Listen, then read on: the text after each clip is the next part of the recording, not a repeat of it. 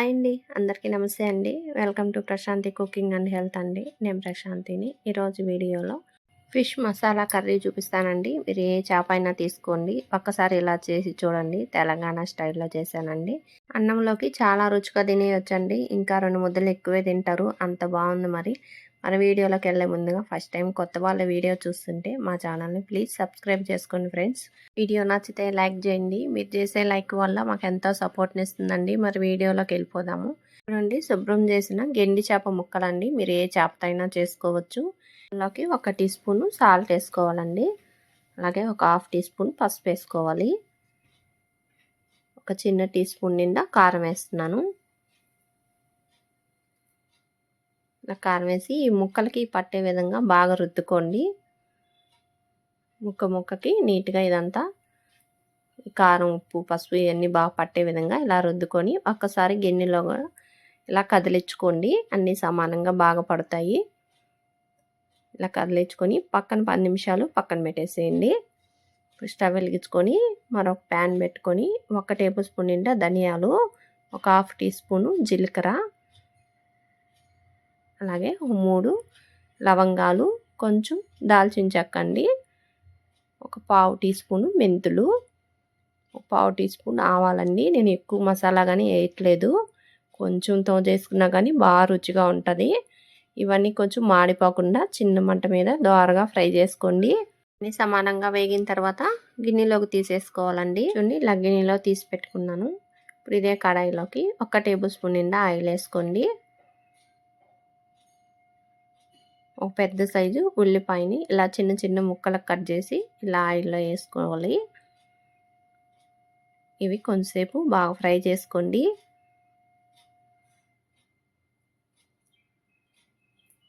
ఇలా కొంచెం వేగిన తర్వాత ఒక చిన్న సైజు అల్లం ముక్క అండి, తొక్క తీసేసుకొని నీట్గా కడిగేసి ఇలా చిన్న ముక్కలకు కట్ చేశాను.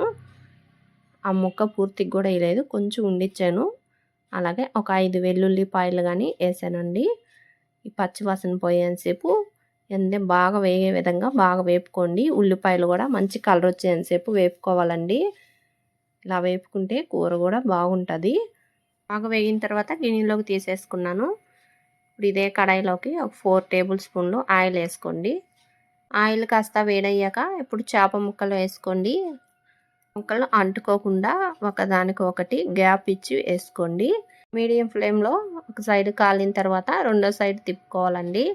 మీరు తీసుకున్న కడాయి కాస్త చిన్నది అయితే 2 సార్లుగా వేపుకోండి. 2 ముక్కలు వేసుకొని ఇలాగ నెమ్మదిగా చేప ముక్కలన్నీ తిప్పేసుకోండి. రెండో సైడు చూడండి, అన్ని ముక్కలు ఈ విధంగా తిప్పేసుకొని ఇవన్నీ బాగా సెట్ చేసుకొని ఆయిల్లోకి చేప ముక్కలు రెండో వైపు కానీ ఫ్రై అయ్యే లోపల మసాలా తయారు చేసుకుందామండి. చిన్న మిక్సీ జార్ తీసుకొని ముందుగా మనం వేపు పెట్టుకున్న ఈ మసాలా దినుసులన్నీ మిక్సీ జార్లో వేసుకొని ఇలా పొడి చేసుకోండి. మరి స్పూన్ తీసుకొని ఒకసారి ఇలాగా కలుపుకొని ముందుగా వేపు పెట్టుకున్న ఈ ఉల్లిపాయలు, అల్లం వెల్లుల్లి ఇవన్నీ కానీ వేసుకోవాలి. నీట్గా అన్నీ వేసుకోండి. మిక్సీ జార్లోనే కొంచెం నీళ్ళు పోసుకోండి. బాగా మెత్తగా పేస్ట్ అవుతాయి. అన్నీ బాగా చక్కగా నలిగిపోతాయి. చూడండి, మిక్సీ పట్టుకోవచ్చును. ఇలా మెత్తగా చేసుకోవాలి. ఇప్పుడు ఈ మసాలా పక్కన పెట్టుకోండి.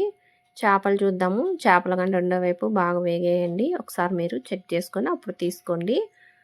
ఇవన్నీ ఒక ప్లేట్లోకి తీసి పెట్టేసుకుంటున్నాను.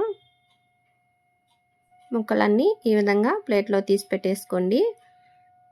ఇప్పుడు ఇదే ఆయిల్లోకి 2 పచ్చిమిరపకాయలండి, ఇలా కొంచెం పెద్ద ముక్కలుగా పొడవుగా కట్ చేసుకున్నాను.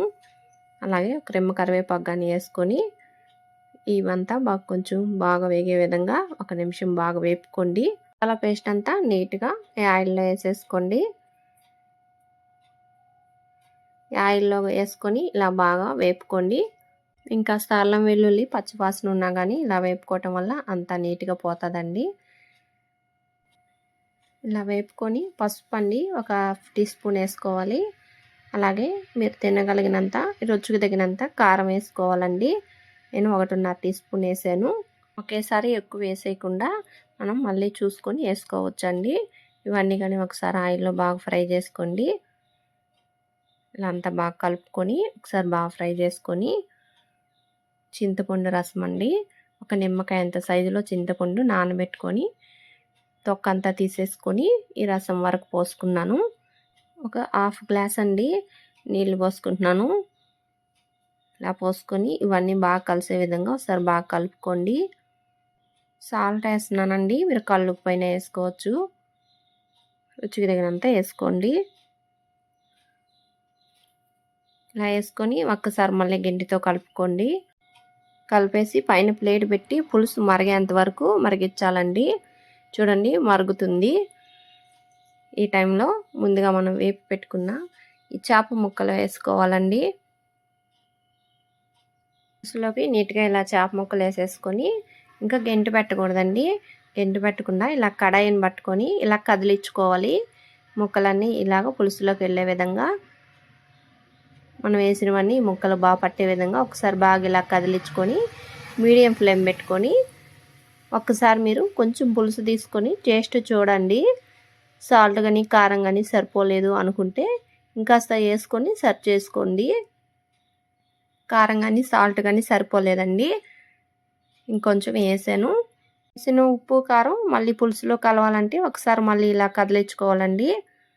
పైన ప్లేట్ పెట్టి కాసేపు కూర ఉడికి దగ్గర పడి ఆయిల్ పైకి తేలద్దండి, అప్పుడు వరకు ఉడికించుకోవాలి. మధ్య మధ్యలో మీరు ప్లేట్ తీసి చూసుకుంటూ ఉండండి. చూడండి కూర బాగా చిక్కగా వచ్చి ఆయిల్ చూడండి ఎలా బాగా సపరేట్ అయిందో, అప్పటి వరకు ఉడికించుకోవాలి. కొంచెం కొత్తిమీర ఆకేసేసాను. మళ్ళీ ఒక్కసారి ఇలా కదిలించుకోండి. ఇప్పుడు స్టవ్ ఆఫ్ చేసేసాను. మంచి వాసన వస్తుందండి కూర మాత్రం.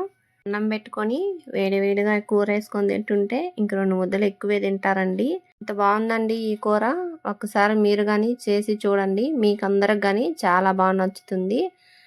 మరి మీరు ట్రై చేసి మీకు ఎలాగొచ్చిందో కామెంట్ బాక్స్లో తెలియజేయండి ఫ్రెండ్స్. ఫస్ట్ టైం కొత్త వాళ్ళు వీడియో చూస్తుంటే ప్లీజ్ మా ఛానల్ని సబ్స్క్రైబ్ చేసుకోండి ఫ్రెండ్స్, సపోర్ట్ చేయండి. వీడియో నచ్చితే తప్పకుండా లైక్ చేయండి, షేర్ చేయండి. థ్యాంక్ యూ ఫర్ వాచింగ్ అండి.